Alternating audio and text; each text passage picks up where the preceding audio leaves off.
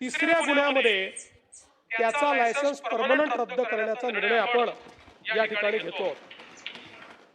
मला हे देखील सांगितलं पाहिजे की पोलिसांच्या सक्षमीकरणाकरता मोठ्या प्रमाणात पोलीस भरती आपण सुरू केली आणि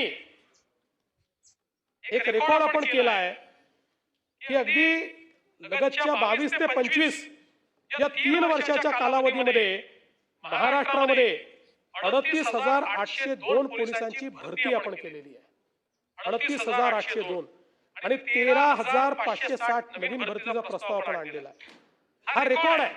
राज्याच्या इतिहासामध्ये एवढी पोलीस भरती यापूर्वी कधीही झालेली नाही। म्हणजे हे जर आपण पूर्ण केलं तर 49,362 पोलिसांची भरती पूर्ण होईल आणि आपण जे नवीन आकृतीबंध वगैरे तयार केलेले आहेत त्यानुसार पोलिसांची संख्या एकदम आपल्याला रीच करता येणार नाही, पण यांनी जवळपास त्याच्या जवळ आपण पोहोचण्याचा प्रयत्न हा या निमित्ताने करणार आहोत हे देखील मला सांगितलं पाहिजे। भोंग्याच्या संदर्भात मी या सभागृहात सांगितले